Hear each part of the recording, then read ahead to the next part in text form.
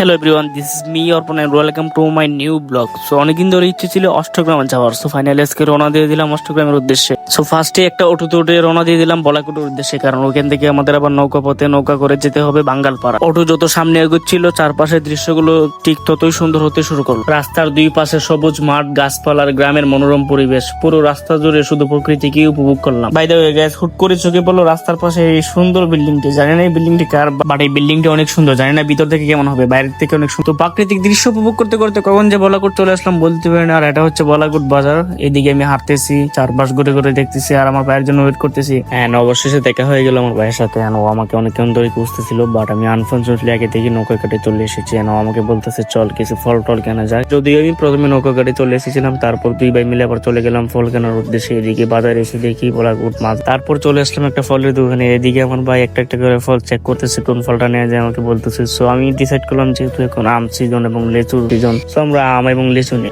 তারপর দোকানদার বলতেছিল ভাই যেহেতু আমের সিজন আপনারা আমটাই নিতে পারেন, যেহেতু আমরা নতুন আসছে অনেক মিষ্টি হবে। তো দোকানদারের কথা অনুযায়ী আমরা আমটাকে সিলেক্ট করলাম। তার পাশাপাশি লিচু। পার্সোনালি আমার কাছে আম থেকে লিচুগুলো অনেক সুন্দর মনে হচ্ছিল। আমার বাইকটা আমি একটা টেস্ট করতে দিলাম, কারণ ভিতরে কেমন মিষ্টি ওইটা আমি জানি না। বাই দ্য ওয়ে এখানে আম লিচু ছাড়া আরো অনেক ফল ছিল যা আমরা নিয়ে নাই, বাট দেখতে অনেক সুন্দর লাগতেছিল। যেহেতু আম লিচু সিজন, তো আমরা আমাদের কেনাকাটা শেষ করে আবার রওনা দিয়ে দিলাম নৌকাপথের উদ্দেশ্যে, কারণ একটু পরে আমাদের নৌকা ছেড়ে দেবে, যেন তাড়াতাড়ি করে চলে গেলাম নৌকাপথের উদ্দেশ্যে। এদিকে সেদিকে অনেক মানুষজন ওয়েট করছে নৌকার জন্য। এন্ড দেন আমরা এক চাচাকে জিজ্ঞেস করতেছিলাম আপনি কই যাবেন। এন্ড চাচা বলতেছে আমরাও তোমাদের মতো যাত্রী, আমিও যাবো বাঙ্গালপাড়া। যদিও আমি প্রথমে কাহারে ভাবছিলাম কাহা বুঝি নায়ের মাঝে, এরপরে বলতেছি কাহাও আমরা মতো যাত্রী, কাহা যাবো বাঙ্গালপাড়া। পরে কাহার সাথে কথাবার্তা শেষ করে উঠে গেলাম নৌকার সাথে। মেলা দিন পরে বলাকুট নৌকা কাটাইছে, লাগে বলাকুট নৌকা কাটার একটা মন মতো দেখ। আগের থেকে অনেক কিছু বদলাই গেছে। বলাকুট নৌকা কাটা আগে অনেক নৌকা টোকা কম হইতো, মোটামুটি ভালো নৌকা টোকা আছে। আর আমার মতো যাত্রী আরো দূর বই অপেক্ষা করতেছে কোন সময় নৌকা। আর আমি তো ছায়া দিয়ে আমার বাইক আছে নৌকার একবারে ফিসে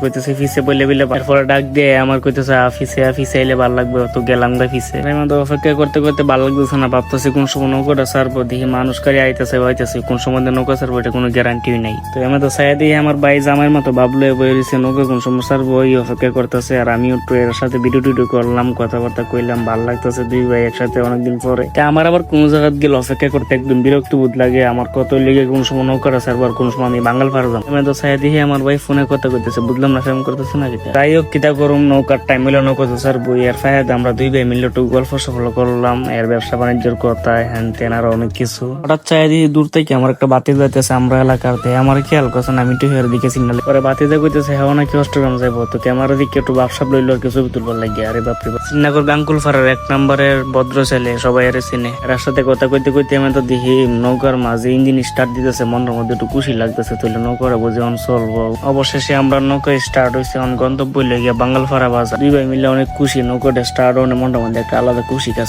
অনেকক্ষণ সময় বলাকুট নৌকা কাটাছিলাম লেগে, যখন নৌকাটা স্টার্ট দিয়েছে মনটা একটু খারাপ লাগতেছিল, মায়াও লাগতেছিল। তো মায়া মোহাম্মদ বাদ দিয়া নৌকাটা ছাড়ছে, এটা লিগে সবচেয়ে বড় খুশি সংবাদ। আর এখানে দেখতেছি মেলা মানুষ বয়ে রয়েছে, সাদের রয়েছে ভালো। নৌকা পথে ভ্রমণের একটু মজা, কোনো যানজট নাই, নৌকা মতো যাইতেছে। এই যে সুন্দর সুন্দর দৃশ্য দেখতেছি, ভালো লাগতেছে, মানুষ যাইতেছে নৌকা দিয়ে, এটাও ভালো লাগতেছে দেখতে। আর কত কিছু দেখতে সামনে তো চাইতেছে, এর মধ্যে গেলে ফানি আর ফানি দেখতে ভালোই লাগতেছে। কিছুক্ষণের মধ্যে আমরা যখন বাঙ্গালপাড়া। মাঝি ভাই কইতেছে ভাই কি আপনি ভিডিও বানাতেছেন?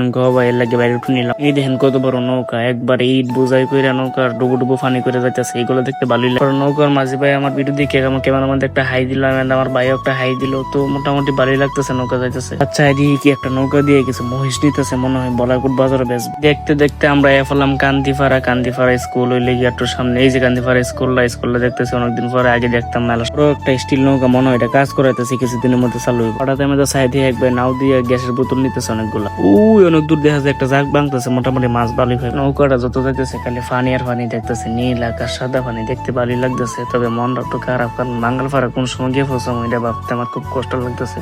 আমার ভাই আমার হাত বেশি দেখাইতেছে দেখ দিনের কি অবস্থা। আমি চাইয়া দিয়ে আরে বাপরে বাপ যে মিলে আজ করছে আইব মোটামুটি। আমি তো দেখি নায়ের বেটা ভাড়া লইতেছে ওগুলো থেকে, আমার ভাড়া আগে দিলে এলেছিল, এরপরে অন্য মানুষের ভাড়া লইতেছে আর কি। আজ দিকে আমার ভিতরে একটু ডর লেগেছে।